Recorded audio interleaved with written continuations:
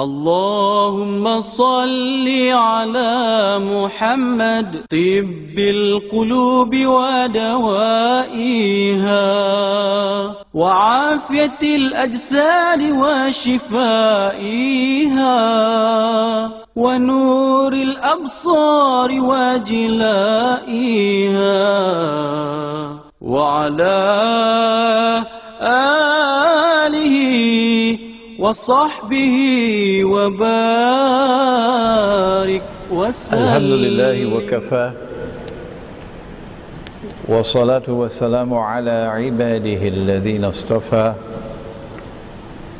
خصوصا على أفضلهم وخاتم النبيين محمد الأمين وعلى آله وصحبه أجمعين وبعد. فأعوذ بالله من الشيطان الرجيم. بسم الله الرحمن الرحيم. ونزلنا عليك الكتاب تبيانا لكل شيء وهدى ورحمة وبشرى للمسلمين. صدق الله العظيم. Brothers and sisters, sons and daughters here at the International Islamic University in Kuala Lumpur in Malaysia, Assalamu alaikum wa rahmatullahi wa barakatuh. We praise Allah subhanahu wa ta'ala as He ought to be praised. And we pray this night for His guidance and for His protection, for His mercy, for His forgiveness, for His love. And we pray for peace and for blessings on all His noble messengers, and in particular on the last of them all, the blessed Prophet Muhammad sallallahu ta'ala alayhi wasallam, who more than 1400 years ago in the desert of Arabia prophesied that Muslims will one day conquer the city of Constantinople, and who praised that army and who praised its commander, its Amir.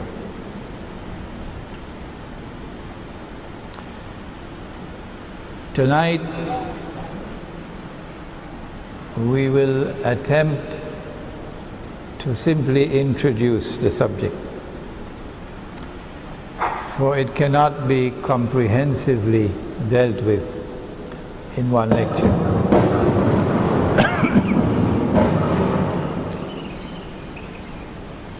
Tonight, inshallah, all that we will do is to introduce the basic subject, for we cannot deal with this subject comprehensively in one lecture.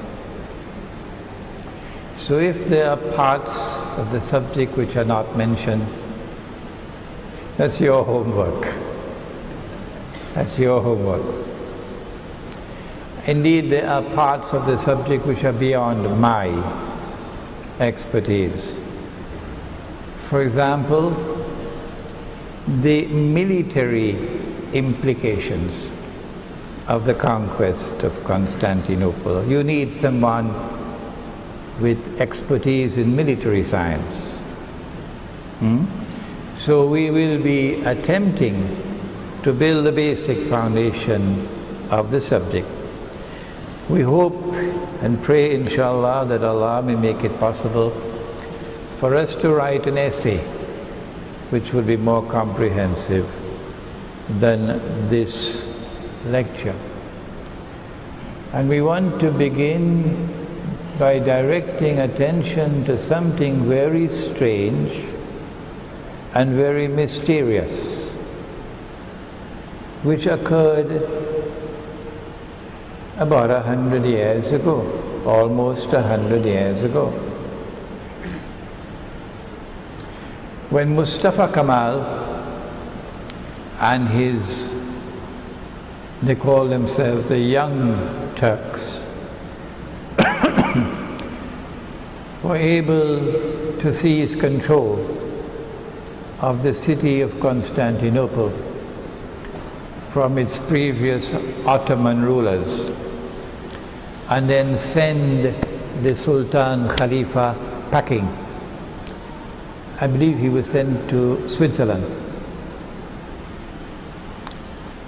When the new administration took control of the country and of the city, they eventually proclaimed it the Republic of Turkey, the secular Republic of Turkey. But that's not all that they did. They decided, mysteriously so, to move the capital from Constantinople to a place called, at that time it was called Angora. Now it's known as Ankara. And not only did they shift the capital out of Constantinople, but they also changed the name of the city to one of the several other names. You know, New York is also known as the Big Apple. So cities have several names, but New York is the official name. So too Constantinople was the official name, and there were several other names. So they chose one of the several other, the Big Apple, and they gave to the name the city, they renamed the city Istanbul. But that's not all. Mustafa Kemal did something more,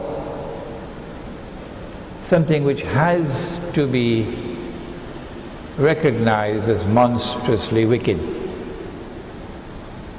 He prohibited the use of the name Constantinople. The law is you're not allowed to use the name Constantinople. That's the law. You violate the law, you pay the price for it. Why did he do that? My answer is that if you are a Muslim, then Nabi Muhammad alayhi salatu wasalam is your leader. And if my leader referred to the city by the name Constantinople, as he did on several occasions, then no Muslim can be part and parcel to changing the name from Constantinople. No. It's an act of disrespect to the Prophet sallallahu ta'ala alayhi wa sallam. The enemies may change the name as much as they want, but we Muslims will stay with the name used by the Prophet sallallahu ta'ala alayhi wa sallam.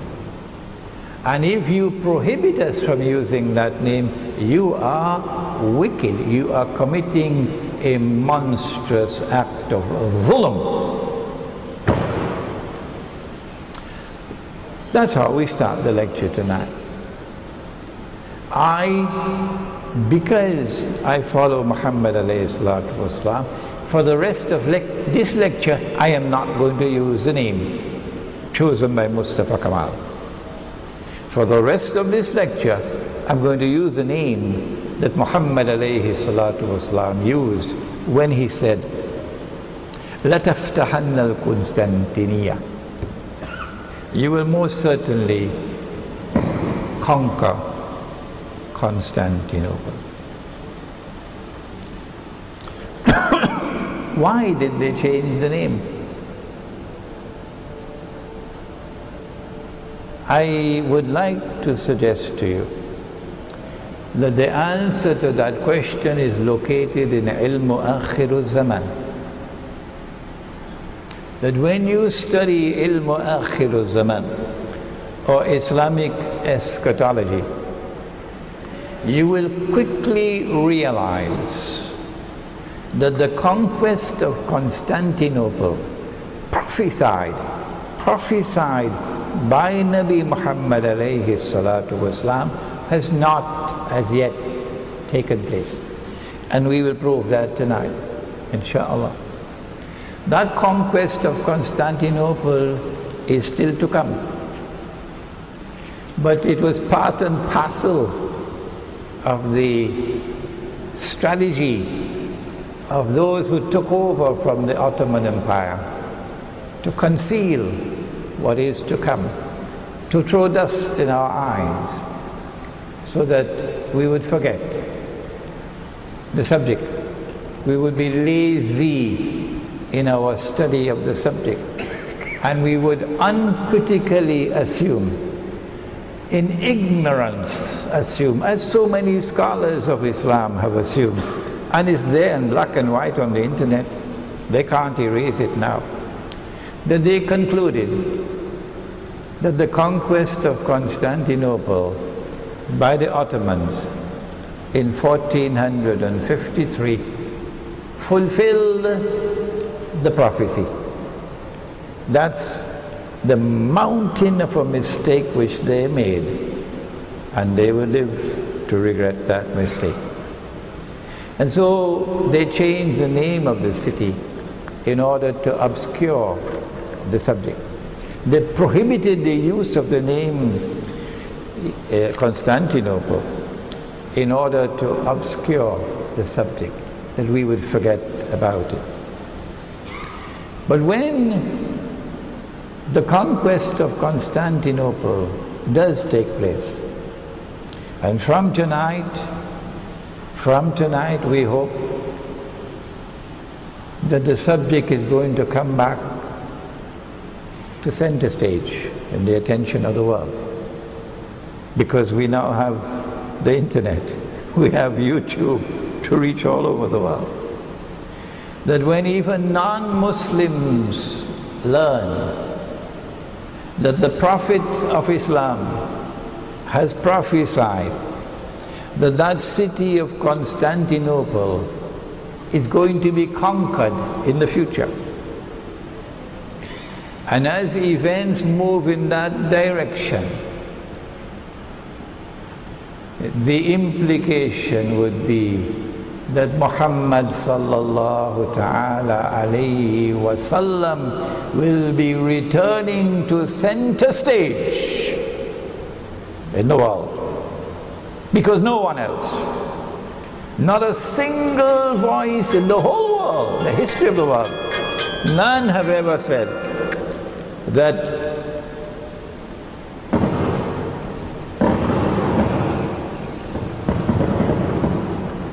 none has ever said that Muslims are going to conquer Constantinople in Akhir-ul-Zaman. This is going to cause NATO to have difficulty in digesting their food. This is going to cause Washington and London and Jerusalem and the so-called Islamic government in Turkey to have difficulty in digesting their food, because Muhammad alayhi salatu wasalam is now returning to center stage in the world, after they have spent all this time and effort waging war on Islam, demonizing Muslims, demonizing Muhammad alayhi salatu wasalam. All of that is now going to be pushed aside as Muhammad alayhi salatu wasalam returns to center stage and the Turkish government is exposed. What is the methodology that we will adopt in dealing with this subject of the conquest of Constantinople in Akhir-ul-Zaman? There are some verses of the Quran which are plain and clear. They're called muhkamat. But Allah also sent other verses of the Quran which are not plain and clear, and which have to be interpreted. And these are called the mutashabihat. So too with ahadith. Sometimes A hadith is plain and clear, muhkam. A city is going to be conquered and the name of the city is given, Constantinople. But sometimes the hadith is not plain and clear. For example, that a Khalifa would die and there would be disagreement concerning succession. Everybody, of course, already know what that applies to. A Khalifa would die and there will be disagreement concerning succession. And while those disagreements are being played out, a man will emerge out of Medina and hurry to Mecca. And in Mecca he'll be proclaimed as Imam al-Mahdi. Who is that Khalifa? There is room for interpretation here. Hizb ut-Tahrir came to a conclusion which I fear they're going to regret eventually, not long from now, that because a Khalifa is going to die, the implication is that Khilafah will be restored before Imam al-Mahdi, because the word Khalifa is used. And so Hizb ut-Tahrir has built the foundation of the struggle on this, that it is possible for Khilafah to be restored before the advent of Imam al-Mahdi. And our view is no, the word Khalifa here does not stand for the restoration of Khilafah. It refers to any ruler. And in this particular case, we've said for many years now, it's going to be a Saudi king. A Saudi king is going to die. And then you're going to see all the fighting, infighting amongst all the princes, which has already started. So you have ahadith which are plain and clear, and others which are not so, and subject to interpretation. But of course, when you interpret, you must always say, Allah knows best. This is not the case with Constantinople. There are several ahadith in which Nabi Muhammad alayhi salatu wasalam refers to the city by name when declaring that it will be conquered. Our methodology is to stay with those ahadith in which the city is mentioned by name, or the city can easily be identified as Constantinople. There is no room for different interpretations. And now listen carefully, particularly those who are going to be listening to this lecture on the internet. If there are ahadith which refer to a city, but it is plain as daylight that it is not clear, it is subject to interpretation, and some people assume that that city is Constantinople, while others say no, it's a city in Syria, etc. Then we ask the question, where is the sunnah of literary consistency? Why should Nabi Muhammad alayhi salatu wasalam on the same subject be plain and clear in identifying the city, and yet in other so-called alleged ahadith, in other ahadith, it is alleged that he is referring to Constantinople? We say no. Proper methodology is that you stay with the ahadith which plainly identifies the city as Constantinople, in order to maintain the sunnah of literary consistency. And so my methodology is to stay only with these ahadith. When we do that, it will be possible for us, inshallah, before the azan to demonstrate that the conquest of Constantinople, the prophecy, will be fulfilled in Akhirul Zaman.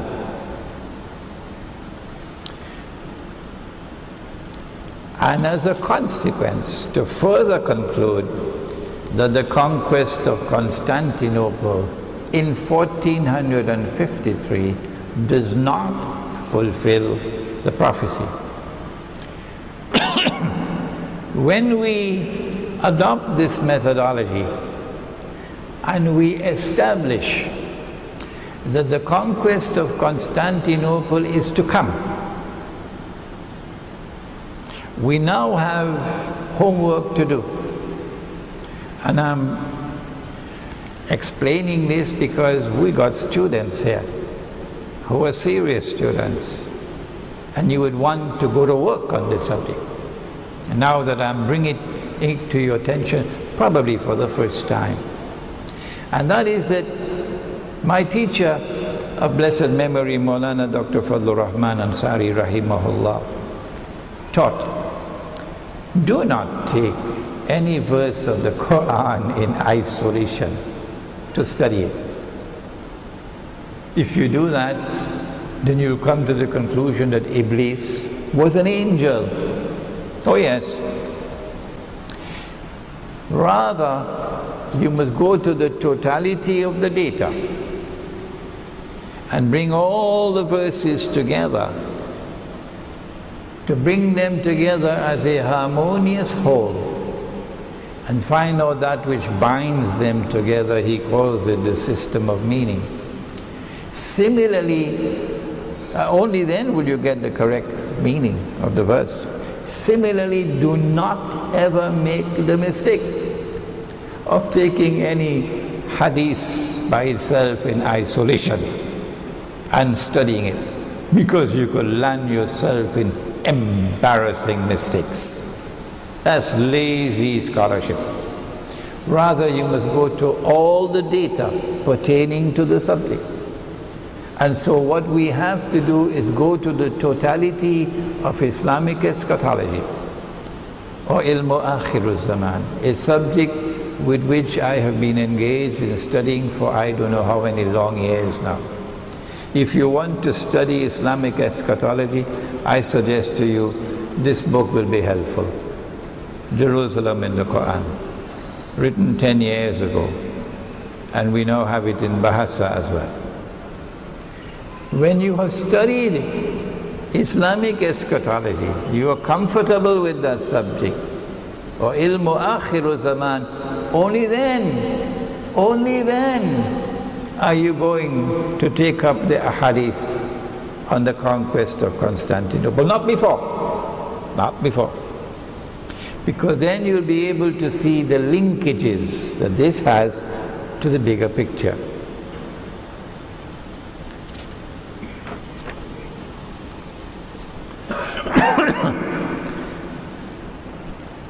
Did the conquest of Constantinople in 1453 have anything to do with Akhiru Zaman?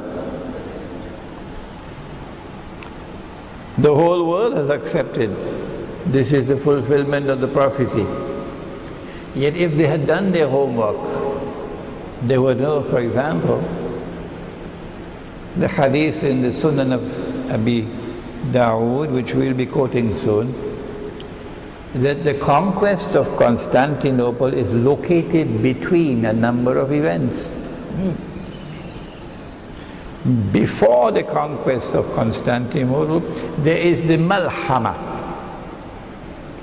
the Great War, which will make the First and Second World War look like a fight over peanuts. Has the Malhama taken place as yet?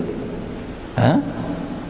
And yet you are telling me that the conquest of Constantinople 600 years ago fulfilled the prophecy? Where has your reason gone? Where has your sense gone? Secondly, that the conquest of Constantinople will be followed by the Khuruj of Dajjal. I mean, 600 years now, has Dajjal emerged? Is the Khuruj taken place? 600 years later. And so we, we are going to now move towards dismissing the belief held so fervently, particularly in Turkey. And Turkish television and radio, newspapers are doing the best that they can do to brainwash the Turkish people into believing that Sultan Muhammad Fatih is the one referred to in the hadith of Muhammad alayhi salatu wasalam. I hope and I pray that we can get Turkish students to do Turkish subtitles for this lecture so it can reach the Turkish people. Now, we have some more difficult questions to answer. If the conquest of Constantinople is to come, how can Muslims conquer a city they've already conquered? Did you hear that question? It's a bit difficult. How can Muslims conquer a city they've already conquered 600 years ago, 500 years ago? What does it mean? Well, then we have to ask our question. If Muslims are to conquer Constantinople in the future, and it is a Muslim city, meaning basically Muslim population, I wonder who is ruling over Constantinople? Who has supreme authority, strategic, military in Constantinople? Is it Muslims? Good question to ask. What are the political and military implications? I'm sure we have students here who are studying international relations, international politics. So you got homework to do. What are the political and what are the military implications of an end-time Muslim conquest of Constantinople? This lecture calls for the recognition that if Islamic eschatology is able to answer these questions, and no one else, not Christian eschatology, not Jewish eschatology, not political science departments of universities, only Islamic eschatology can explain this subject and answer these questions, then it is a dramatic demonstration of the supreme importance of Islamic eschatology in today's world of knowledge. In making this spectacular demonstration, Islamic eschatology will also expose the fraud of Zionist-sponsored so-called jihad in Libya and in Syria. Now let us turn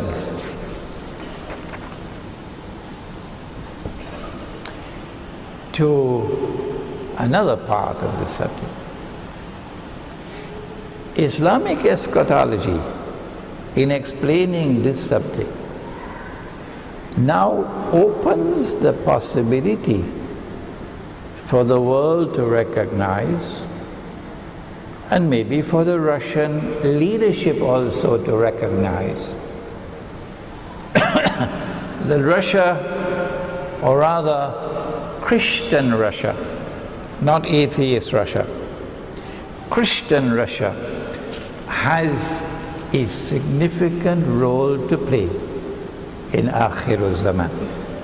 When we turn to the military implications of the conquest of Constantinople, which is coming.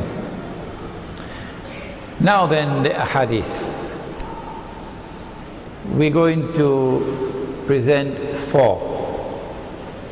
3 of them are from the Sunan of Abu Dawood, and 1 is Sahih Muslim. The first one, which is the most well known of all, لَتَفْتَحَنَّ الْقسطنطينية وَلَنِعْمَ الْأَمِيرُ آمِرُهُ وَلَنِعْمَ الْجَيْشُ ذَلِكَ الْجَيْشُ. You will most certainly conquer Constantinople. Who is you? You meaning Muslims. You. And Muslims who have the Qibla in Mecca, not Washington. Huh? Muslims who are faithful to the Quran and Sunnah. Not Muslims who violate the Quran and Sunnah, violate Allah's command in the Quran, and establish alliances with the Zionists to overthrow the Libyan regime, and establish alliances with the Zionists to attempt to overthrow and bring regime change in Syria. Not them. You, meaning you who are faithful to the Quran and Sunnah. Before this lecture ends, we'll have to demonstrate that those fellas have violated the Quran. And so Constantinople is going to be liberated by Muslims, but it will also be liberated on the basis of an armed struggle. An armed struggle means using weapons, isn't it? An armed struggle means fighting, doesn't it? And that's why Nabi Muhammad ﷺ has praised the army. وَلَنِعْمَ الْجَيْشُ ذَلِكَ الْجَيْشُ. He's praised the army. And the commander-in-chief of the army, the Amir, has to be a supreme strategist. A man who is capable of leading that army successfully. And so we're talking about a military conquest of Constantinople. That's plain and clear. I don't think anybody will argue with that. The reason why I have to do this is because there are other ahadith which do not mention Constantinople by name, which give a different picture. Hadith number 2. It is also from the Sunan of Abu Dawood.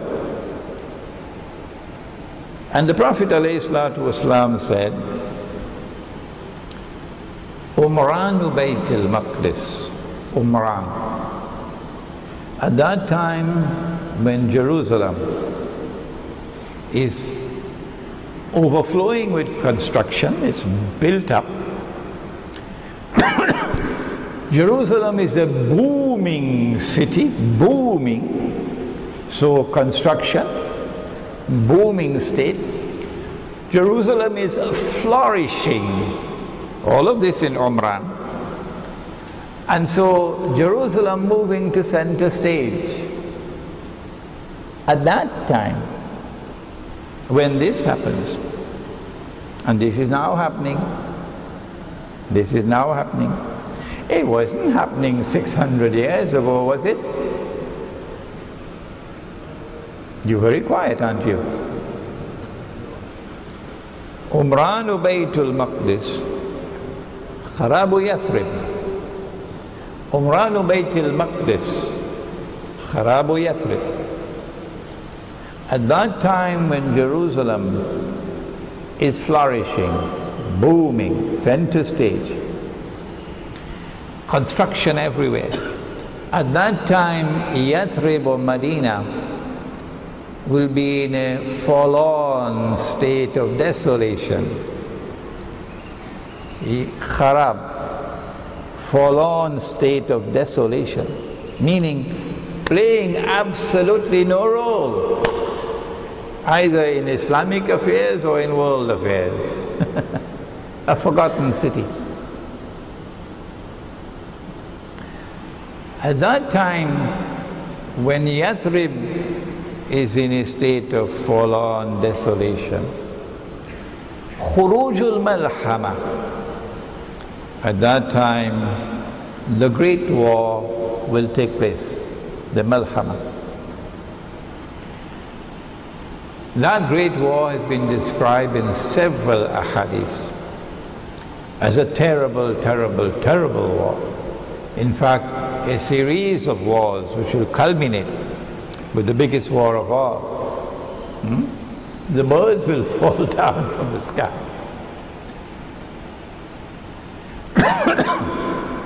That Malhama has not as yet taken place. But when it does, it's going to make the First World War and the Second World War look like a fight over peanuts. And then the hadith goes on to say, and this is going to be explained in greater detail in the fourth hadith is coming. Khurujul Malhama, Fathul Constantinia. That it is only after you have experienced the Malhama, only then would the conquest of Constantinople take place. And then the hadith ends that the Fathul Constantinia, Khurujul Dajjal, that when Constantinople is conquered, that will be followed by the Khuruj of Dajjal. The release of Dajjal and the Khuruj of Dajjal are two different things. I explained it last week in a lecture entitled Dajjal and Symbolism, which is on YouTube, so you might want to go there for the explanation. Dajjal was released in the lifetime of the Prophet ﷺ. You cannot explain the world today without Dajjal. You cannot explain the modern feminist revolution without Dajjal. You cannot explain women dressed and yet naked without Dajjal. You cannot explain women dressed like men without Dajjal.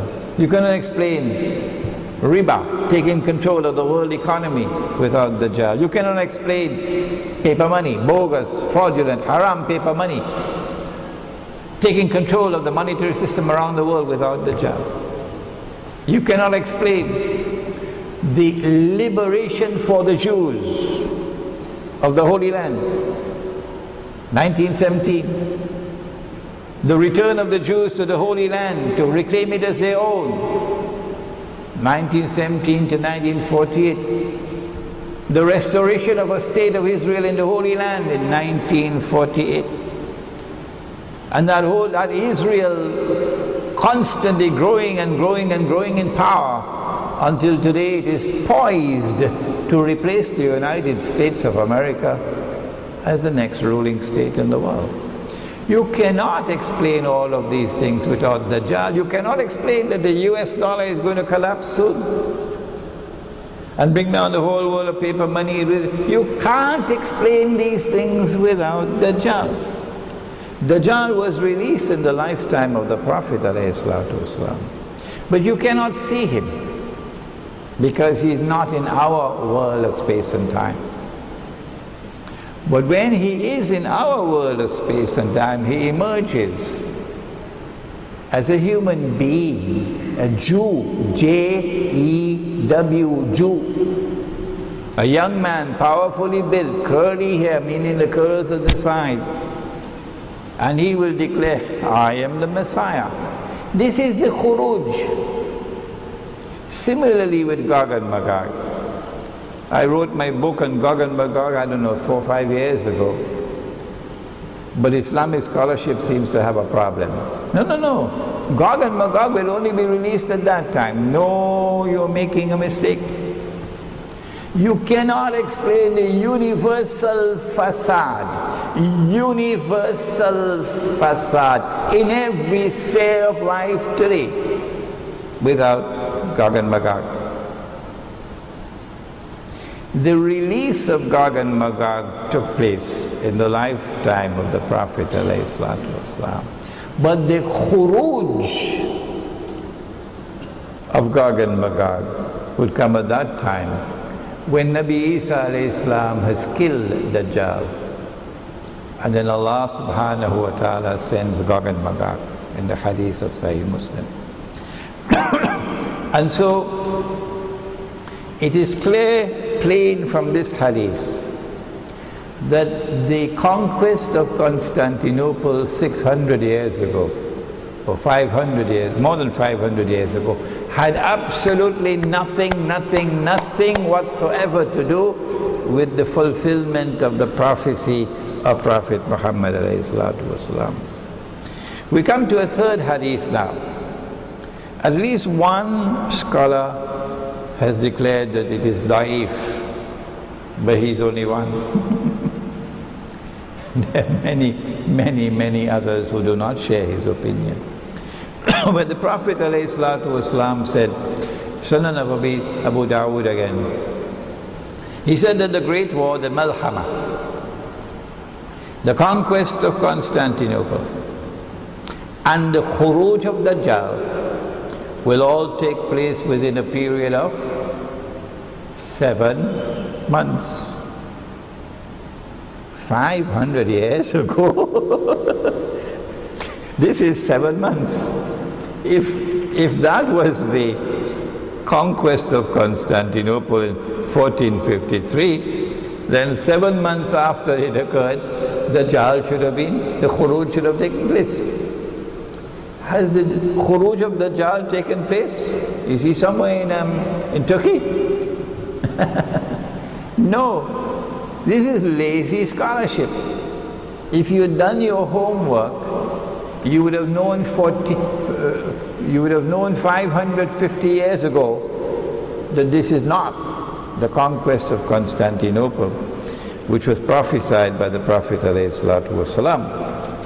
So the Great War, or the Malhama, the conquest of Constantinople and the Khuruj of Dajjal will take place within a period of 7 months. Now we come to the fourth hadith, which is a long one. And this one is Sahih Muslim. It's not easy. It's difficult. It is narrated by Abu Huraira radiyallahu ta'ala anhu, who says that the Messenger of Allah sallallahu ta'ala alayhi wa sallam said that the sa'ah, or the hour, will not arise until Rome has landed, come down, in Al-A'maq wa Ad-Dabiq, 2 places. And then an army from Medina will come out to them, and it will be from the best people of the earth in that age. And when they line up against each other, Rome will say to the Muslims, "Do not stand between us and those of you who have captured some of our women in war." So the army of Rome will comprise women as well. We want to fight against them. The Muslims will say, "No, by Allah, we will not give you free access to our brothers." Then they will fight them, and 1/3 of the Muslim army will flee, and Allah will never accept their tawbah. And 1/3 will be killed, and they will be the best shuhada in the sight of Allah. And the remaining 1/3 will be victorious, and they will conquer Rome. And they will never again be subjected to any kind of fitna. And then they will conquer Constantinople. So this is the Malhama which comes before the conquest of Constantinople. And while they're dividing the booties of war, having hung their swords on olive trees, Shaitan will scream to them, "Al-Masih al-Dajjal has taken over your place." That is Al-Masih al-Dajjal, but Shaitan will say Al-Masih has taken over your place in your families you left behind. And so they will leave, although the news is false. But when they reach Syria, Dajjal does come out. Then while they are preparing for battle, lining up in rows, Salat is called, and then Nabi Isa alayhi salam comes down and leads the prayer. When the enemy of Allah sees him, that is Dajjal, he starts dissolving like salt dissolves in water. And if you leave him, he'd continue to dissolve until he dies. But Allah kills him through Nabi Isa alayhi salam, who then shows the blood on his spear. This is Sahih Muslim. And so now we have 4 ahadith.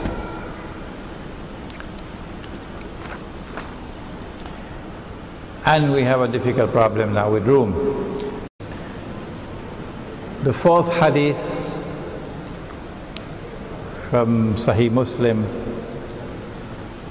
tells us something more. That before Constantinople can be conquered, a Muslim army emerging from the south, Medina is south, would have to first defeat Rome in order to be able to go on to conquer Constantinople. And that the army of Rome would be an army in which women also serve. We're getting interesting now. Who is Rome?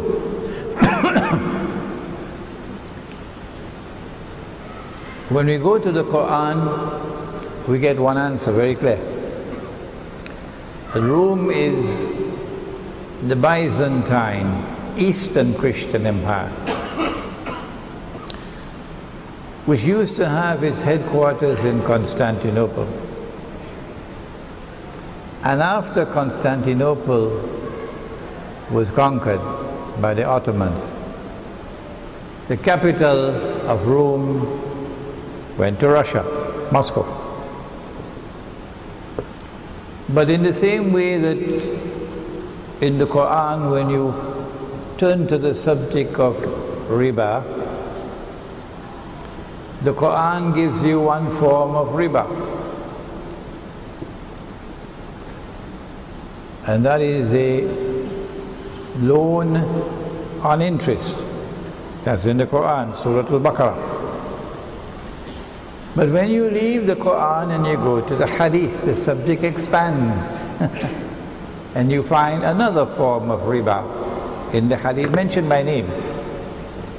And that is a transaction based on deception, which yields a gain, a profit, an advantage to which one is not justly entitled. That's the elegant way for describing what the Americans call a rip-off. So, in the same way, when the Quran describes and identifies Rome with Eastern Christianity, that does not mean that it has exhausted the subject. And when you go to the Hadith, it is possible that the subject can expand.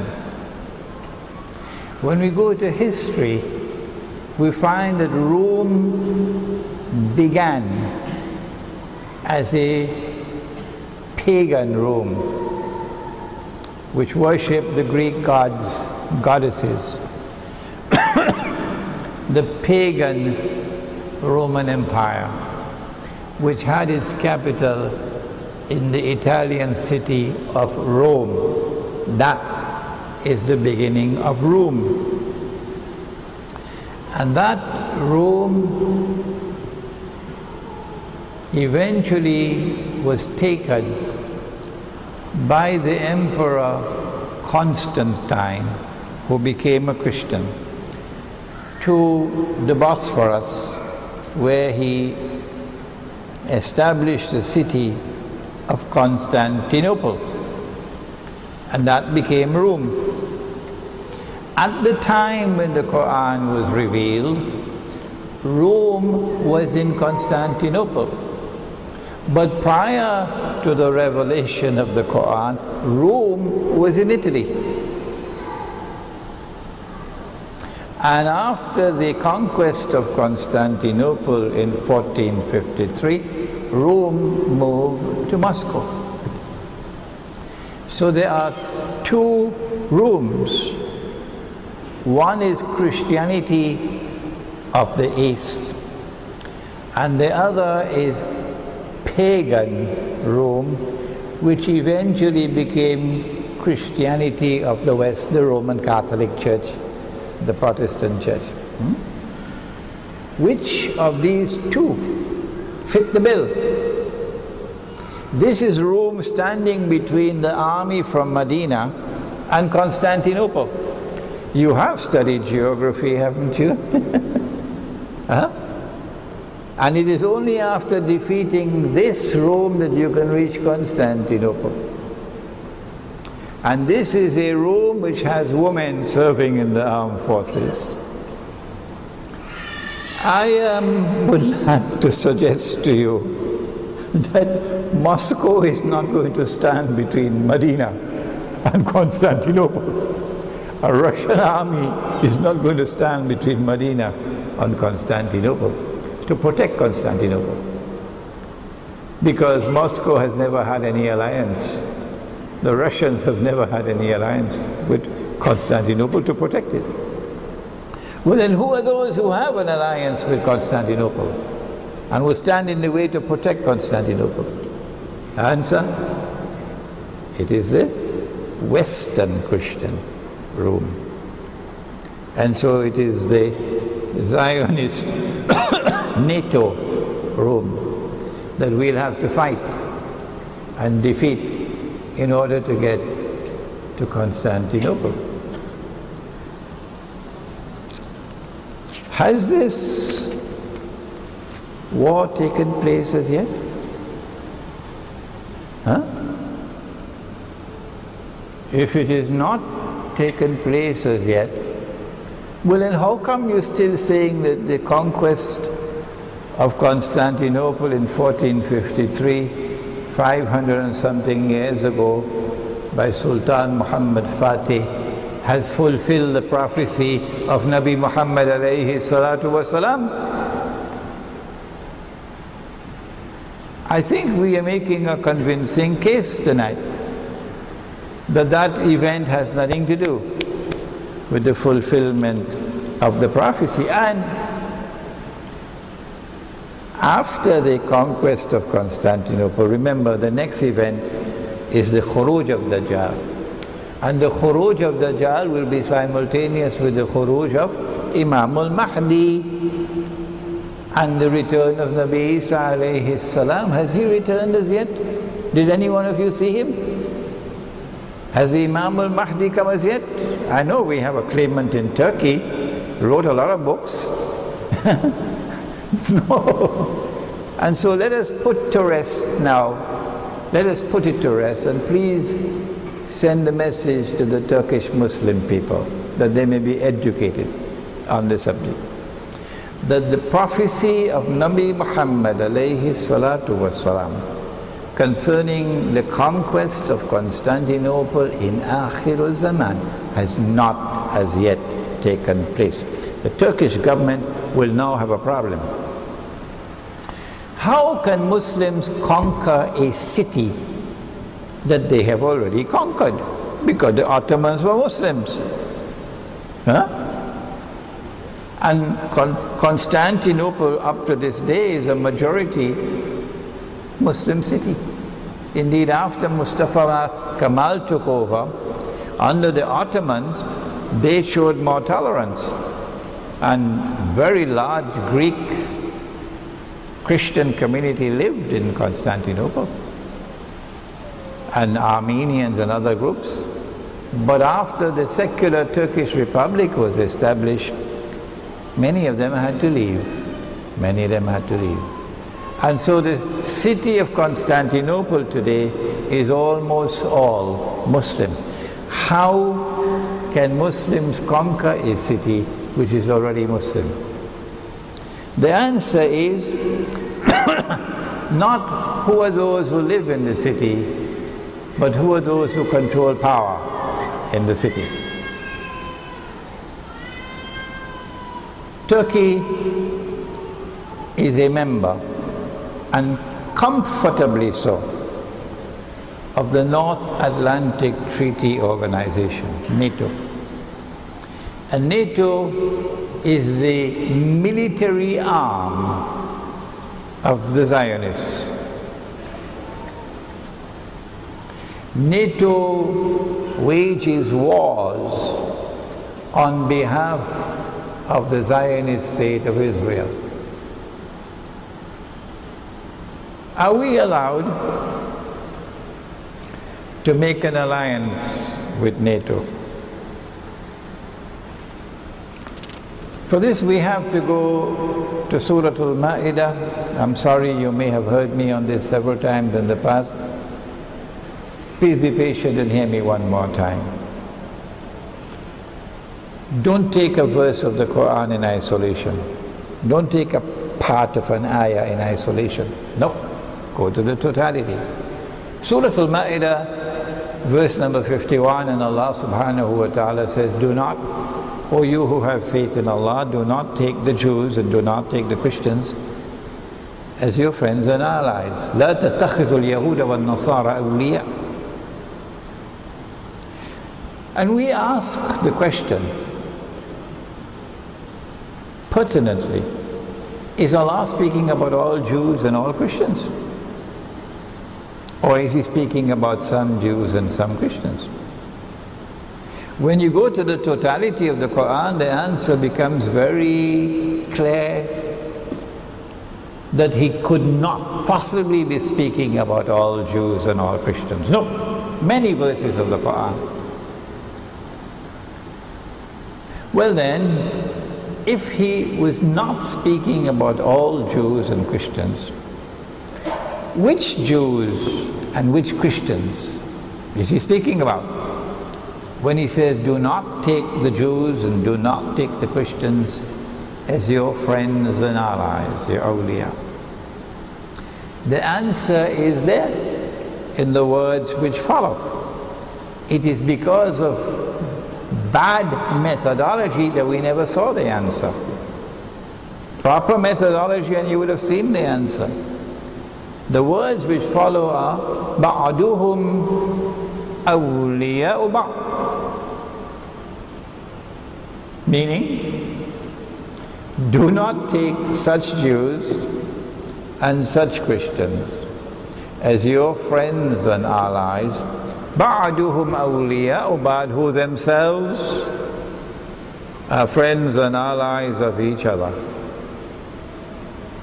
The Quran is anticipating a time to come when a Jewish-Christian friendship and alliance will take place.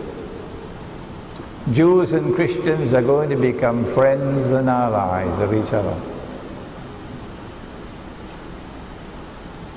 وَمَنْ يَتَوَلَّهُ مِنْكُمْ فَإِنَّهُ مِنْهُمْ. Whosoever turns to them with friendship and alliance, as they did in Libya, to overthrow Gaddafi, as they're doing in Syria. Not all in Syria, no. I'm talking about the terrorists, the mercenaries who are waging a Zionist jihad. وَمَنْ يَتَوَلَّهُ مِنْكُمْ فَإِنَّهُ مِنْهُمْ.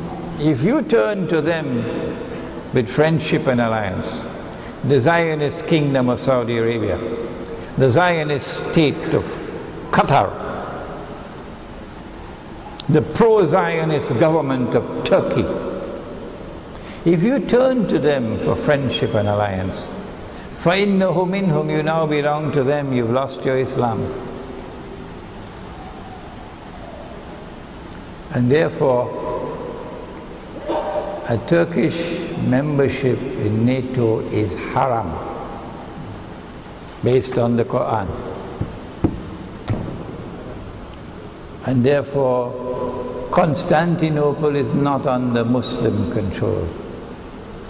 Constantinople is under the control of NATO, and therefore under the control of the Zionists.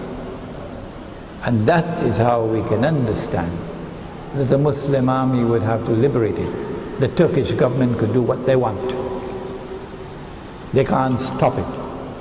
Nabi Muhammad alayhi salatu wasalam is more powerful than the Turkish Prime Minister. How will this take place? An army coming from outside, from Medina, defeats Rome and then goes on to liberate Constantinople. And this Rome has to be a Rome that is in alliance with Constantinople, protecting Constantinople, which is the Western alliance, not the Russian alliance.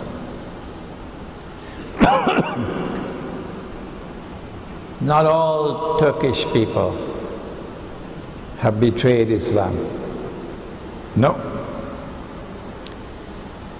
And so when that army is on its way to liberate Constantinople, you can look forward to civil war in Turkey, where Turkish Muslims will rise up to fight against those who are serving the cause of the enemies of Islam, and to liberate the city of Constantinople from the control of NATO.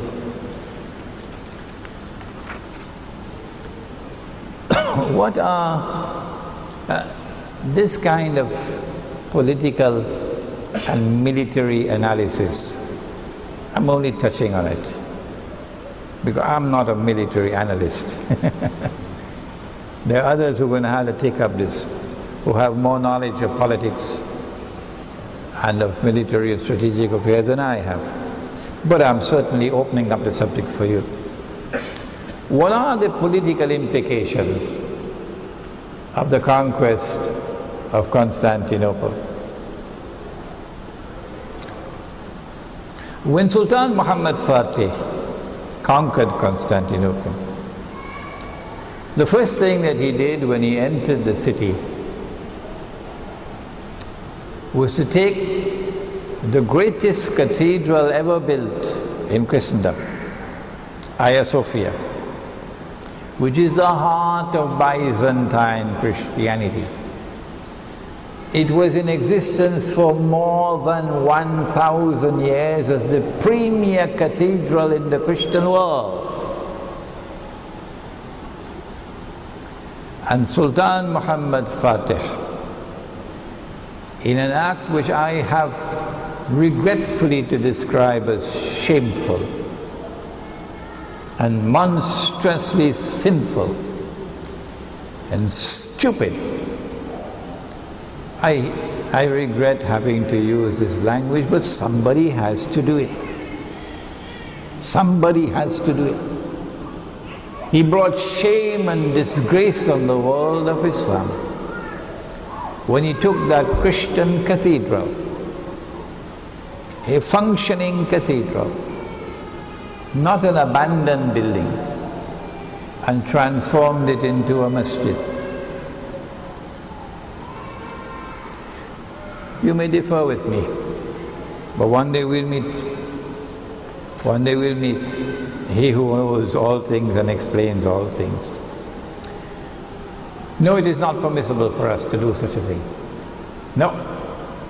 Particularly when Nabi Muhammad alayhi salatu wasalam had said that in Akhiru Zaman we are going to make an alliance with Rome. Which Rome?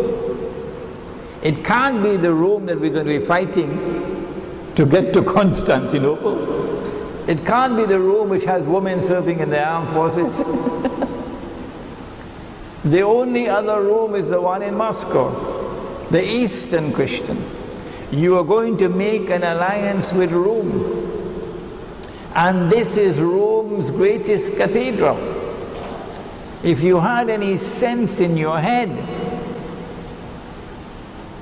you would never have done such a stupid thing. Monstrously wicked. This is their cathedral, not ours. And so on that day when our Muslim army conquers Constantinople, the first thing I hope that an Amir will do, because the Prophet said, وَنَنِعْمَ الْأَمِيرُ آمِرُهَا, is to return that cathedral to the Christian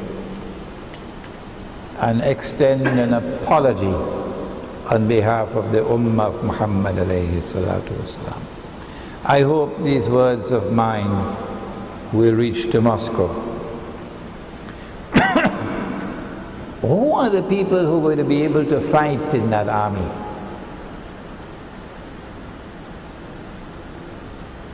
Who are those who are going to be waging the jihad?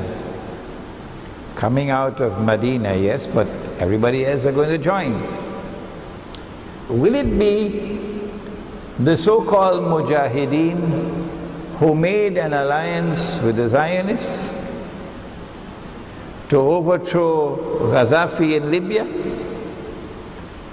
Will it be the so-called Mujahideen who are now in alliance with the Zionists and with Saudi Arabia and Qatar and Turkey to overthrow the regime in Syria? I am not a supporter of the Syrian regime, so don't make that mistake. I'm talking about being in alliance with these people. And you're going to be in this army? No, not possible. Because we no longer consider you to be a part of us. وَمَن يَتَوَلَّهُم مِّنكُمْ فَإِنَّهُ مِنْهُمْ. You now belong to them. You do not belong to us. So this army is not going to comprise of people who are allies of the Zionist West. Now before we end, we want to turn to the military implications, and this is where I have to admit that I am still inadequate to deal with the subject comprehensively, but we need the screen now.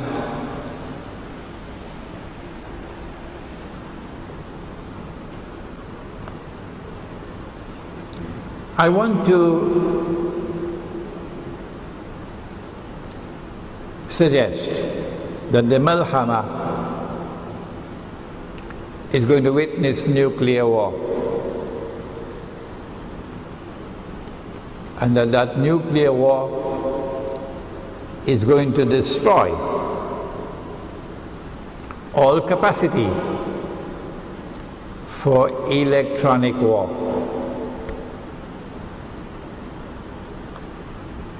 I'm only suggesting it because I don't have that sophisticated expertise in nuclear physics and in nuclear warfare to be able to prove this statement.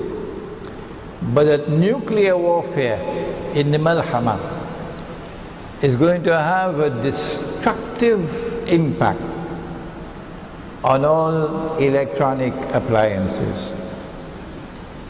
And so aircraft which are dependent upon electronics, aircraft won't be able to function again after the Malhama. And so aerial warfare will now be largely eliminated. What remains of the two combatants, the Russian-led alliance and the Anglo-American-led alliance, what remains of them after the Malhama? If war is to continue, it'll have to be on the land and the sea. And if it is to continue on the land and the sea, then what is the importance of Constantinople? If you look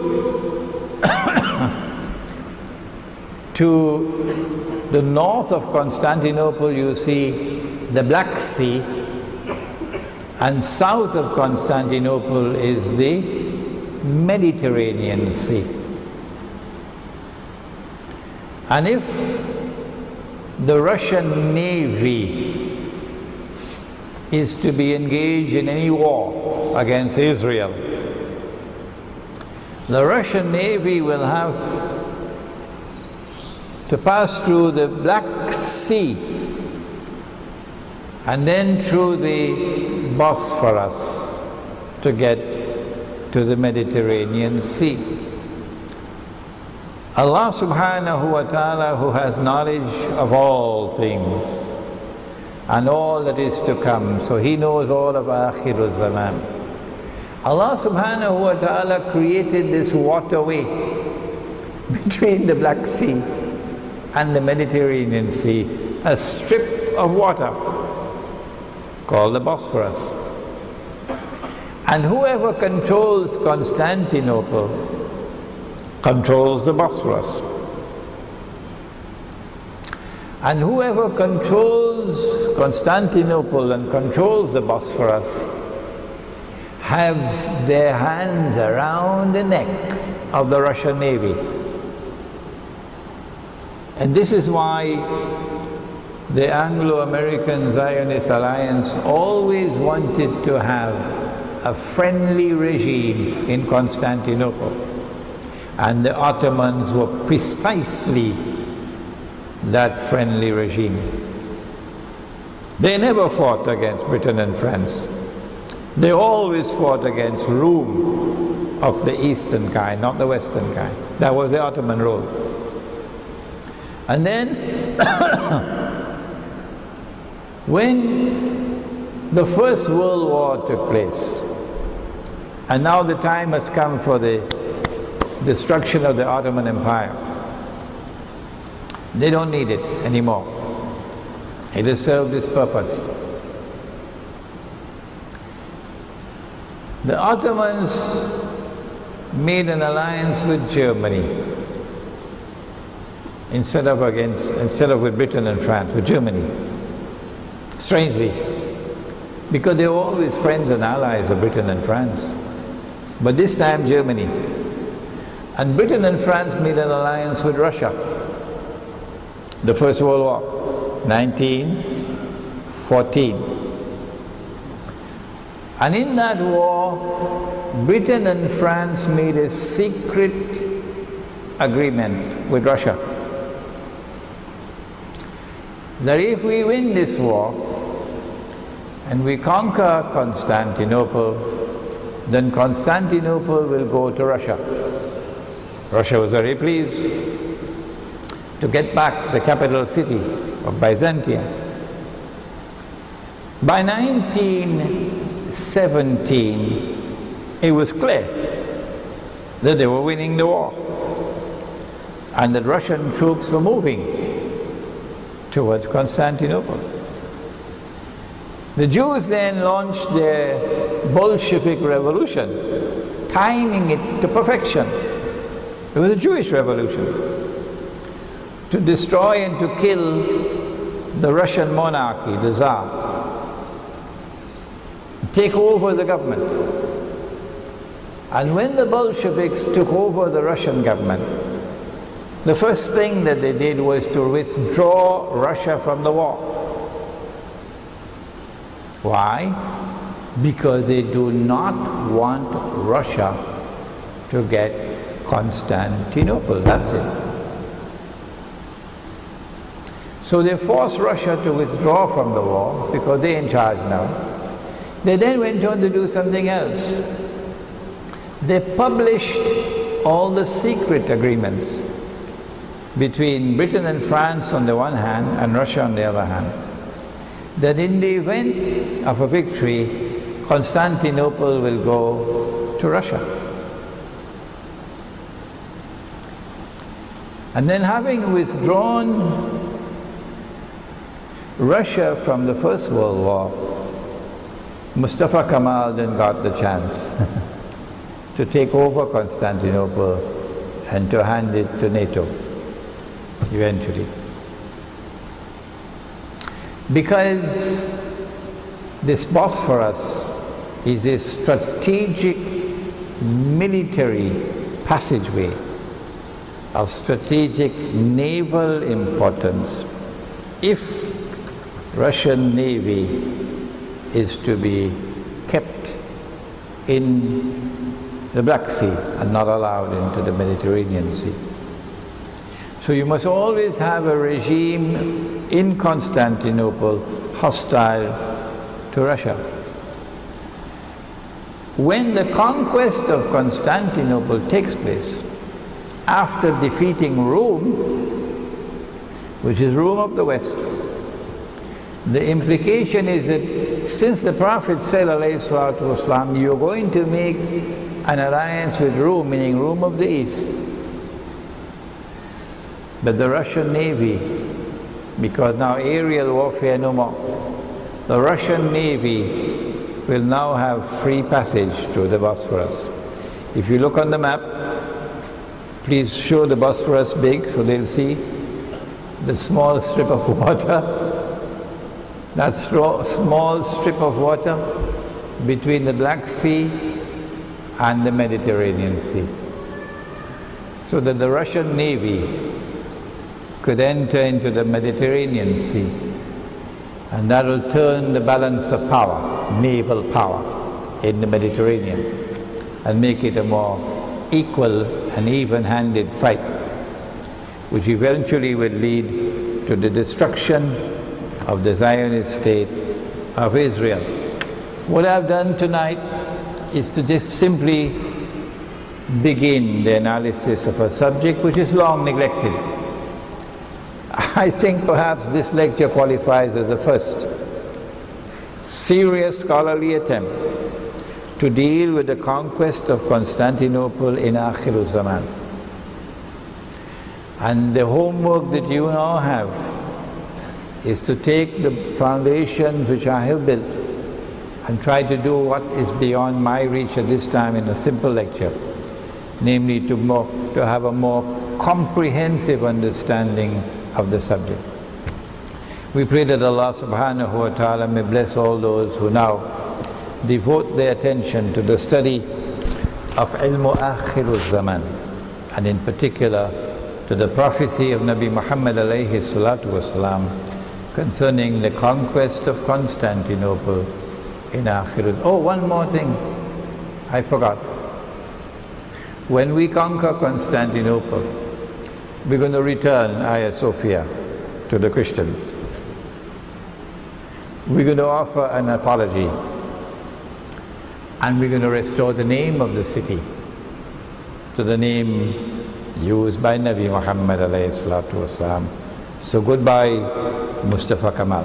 ربنا تقبل منا إنك أنت السميع العليم وتب علينا يا مولانا إنك أنت التواب الرحيم.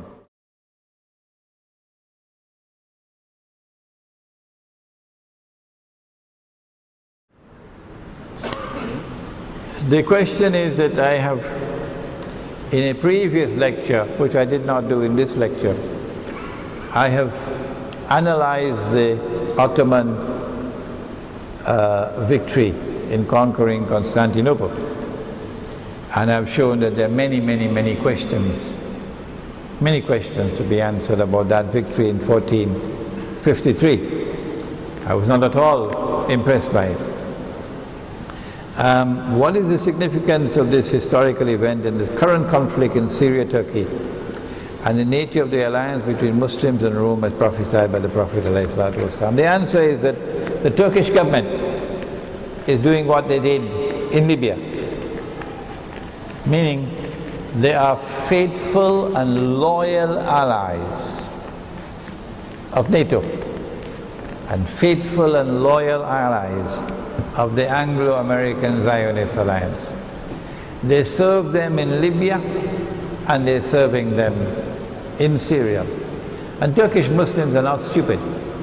No, Turkish Muslims are beginning to understand the monstrous betrayal of the Turkish ruling party and ruling government, in the same way that large numbers of Saudi Muslims of Saudi Arabia are already awake.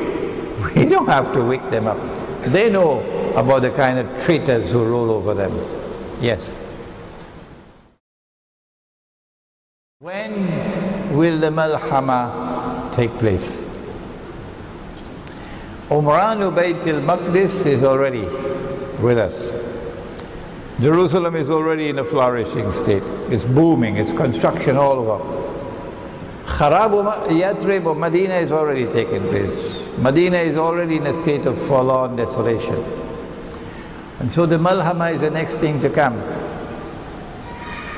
My opinion, and when I give an opinion, do not accept it. How many times do I have to say that? When I give an opinion, do not accept it unless and until you are convinced that it is correct. Otherwise, I'm going to have dangerous students. Oh yes. Gramophone records. If the teacher makes a mistake, the student will never be able to correct it, because he absorbs knowledge uncritically. Now, my teacher didn't train me that way. It is my opinion that Israel is about to come out from behind the curtain and launch big wars. I believe that those wars are going to take place within the next few months. Maybe this month, next month. Very likely in order to influence the next United States elections. But when the wars begin, they will begin in such a way as to cause a chain reaction, one war after another, after another, after another. And these wars are going to continue for some years perhaps, until they culminate with the Great War, which will be nuclear weapons. Russia is led by a very, very, very intelligent and astute leader. I have to pay tribute to Vladimir Putin tonight, because I was expecting a Turkish invasion of Syria by now. Oh yes, using the aircraft that was down as an excuse. Because NATO is frustrated. They've done everything they could, and they've not been able to bring down the regime in Turkey, in Syria. So the next was to invade. But what Putin did in Geneva was a masterly stroke, a master stroke of diplomacy. I am myself a student of international relations, and I was a diplomat for 5 years of my life. So I know something about diplomacy. And what he achieved in Geneva was a master stroke of diplomacy. He has given Syria a breathing space. Hopefully that the bloodletting will now decrease. The United States had to come to agreement with Putin. Yes, that is the brilliance of his diplomacy, that he got the United States to agree with him. And so the first message I have for the Syrian people, all those who want to stop this bloodletting and all these terrorist acts, is you have to be grateful to Russia, which has saved you, at least for the time being, from a Turkish military invasion of the country.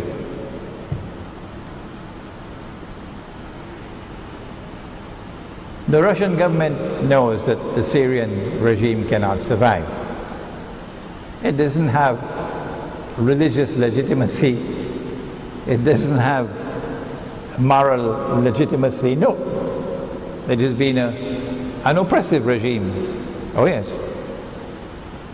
And so you'll have to have a transition to something else. The Russians know that. The answer to the problem now is for the Syrian Muslims to recognize that Putin has given to them an opportunity. And I don't want to speak too much, I have to be guarded in my language. And that is that you must understand who are your enemy. After this lecture you will understand that Nabi Muhammad alayhi salatu wasalam has prophesied an alliance with Rome, not Rome of the West, Rome of the East. And so you have to make a distinction, a division now. All those in Syria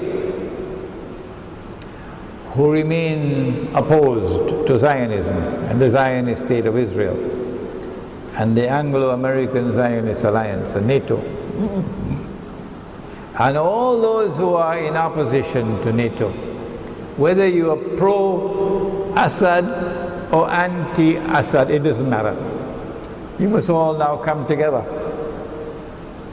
in a constitutional conference and work out an agreement for you to come together as one body to oppose these who have come in with Saudi money and Saudi arms and Qatari money and Qatari arms and Turkish money and Turkish arms to fight on NATO's behalf and to fight on behalf of the state of Israel to bring about a regime change in Syria as you did in Libya. This coming together of all the forces in Syria that are anti-NATO can't take place in Syria. No. They'll send every terrorist in the world to bomb the daylights out of you. So Putin has to offer an invitation, even if it's 1,000, 2,000, 3,000 people, representative of all groups in Syria that are anti-Zionists, all. Whether you're pro-Assad or anti-Assad doesn't matter. And you must all go to Moscow. And in Moscow you have to work out this alliance, not elections. When you work out this alliance, you will bring about a regime change in Syria, which would then be in alliance with Moscow and allow the Russian naval base in Syria to remain. If this is to take place, it is the ulama of Islam who have to take the lead. And with tears in my heart and tears in my eyes, I have to ask again and again, where are the scholars of Islam? So this malhama will take place in stages, at the end of which you'll have the nuclear warfare. That will be the biggest war of all. Any more questions? Yes.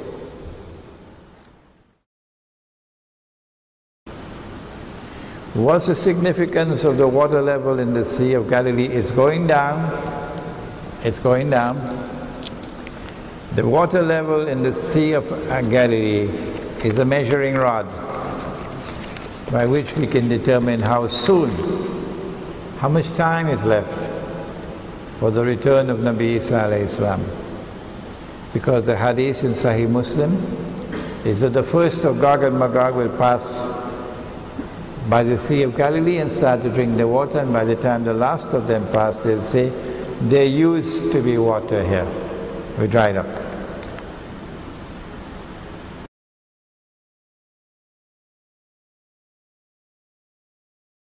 Or the question is it permissible for Muslims to form an alliance with non-Muslims? Is it permissible? Or are we allowed to have an alliance only with Muslims? We have to distinguish between the word hudna, which is a truce, a temporary cessation of fighting. That's Treaty of Hudaybiyah. Hudaybiyah was not a peace treaty. A peace treaty is sulh. Hudaybiyah was not sulh. Hudaybiyah was hudna. Hudna, a truce for 10 years. You don't make a peace treaty for 10 years. Allah has not prohibited us from maintaining friendly ties. Surah Al-Mumtahana, at the end of Surah Al-Mumtahana. He has not prohibited us from maintaining friendly ties and maintaining alliances with those who are not hostile to us, who do not wage war on us, who do not drive us out of our homes, who are not aggressors. No. But when you make an alliance with a people, the first ayah of Surah Al-Ma'idah When you give your word, you must keep your word. In Surah Al-Ma'idah, He has prohibited an alliance with only those Christians and those Jews who are themselves allies of each other. He has not prohibited an alliance with other Jews and other Christians.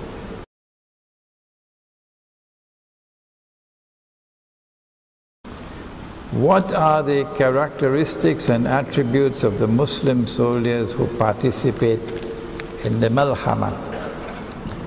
Nabi Muhammad ﷺ said, the hadith is that they will be the best people in the earth of all the people of the earth at that time. And so the best people will be such that 1/3 of them will turn their backs and run away. 1/3 of the army is going to comprise people who, when they face the enemy, will turn their backs and run away. And Allah will never accept the tawbah. So we don't know what kind of army it's going to be, but this is instructive. This is instructive. What we do know is that this cannot be an army which should include those who form alliances with the enemy, as they did in Libya and as they're now doing in Syria. If we have no more... Yeah.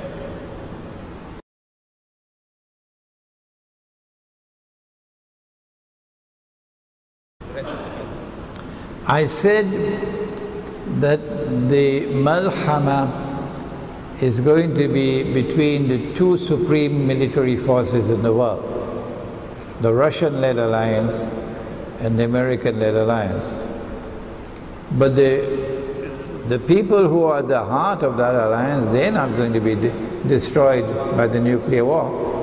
They built their underground cities already. As soon as the war begins, they're underground to survive. They know what's coming. It is those who are on the surface and who don't have any underground city to go to, these are the ones who are going to perish. But a Muslim, if he is a Muslim, he has unshakable conviction in his heart that if Allah has written death for him, nothing can prevent it. And if Allah has not written death for him, no one can cause it. The day that is shaken in your heart, goodbye. Goodbye. And so, it doesn't matter to us if we have to die. No. Because we accept we cannot die unless Allah has ordained it. Yes, I believe that the Zionists want that Malhama because they want to get a substantial reduction in the population of the world. Israel can't rule the world as presently constituted. No. But if there is a substantial reduction in the population of the world, then that remnant which survives nuclear warfare will be easier for the Zionists to be able to handle. So yes, I believe that most people now living on the earth are not going to survive the Malhama. Any more questions?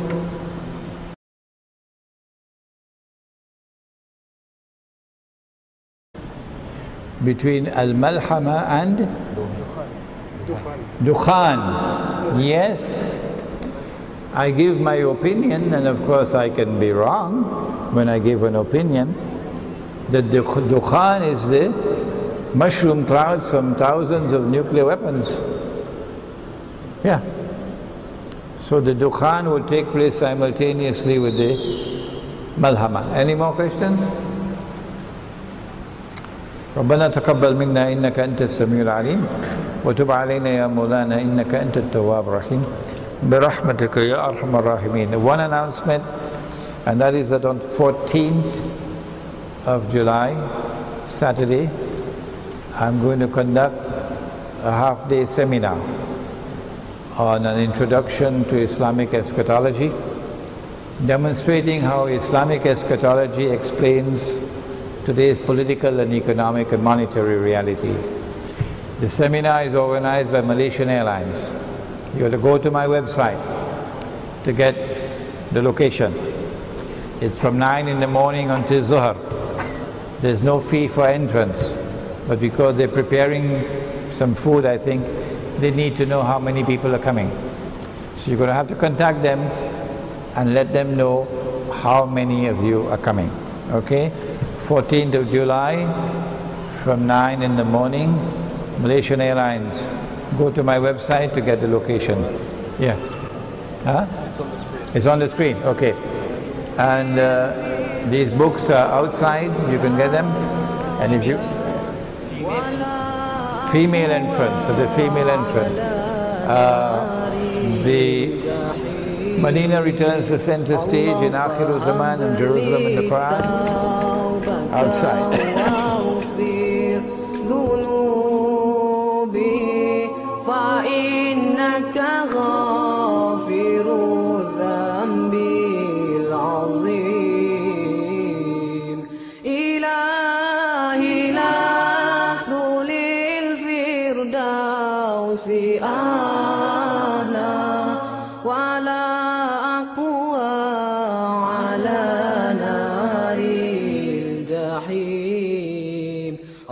فهب لي توبة واغفر ذنوبي فإنك غافر الذنب العظيم. Tuhanku, aku tidak layak untuk syurgamu, tetapi aku tidak pula sanggup menanggung siksa nerakamu. Dari itu kurniakanlah ampunan kepadaku, ampunkanlah dosaku. Sesungguhnya Engkaulah pengampun dosa-dosa besar. Tuhanku, aku tidak layak untuk syurgamu, tetapi aku tidak pula sanggup menanggung siksa nerakamu. Dari itu kurniakanlah ampunan kepadaku, ampunkanlah dosaku. Sesungguhnya Engkaulah pengampun dosa-dosa besar. Ilahi lastu lil firdausi a'la wala aqwa ala naril jahim. Allah fahab li taubatan wa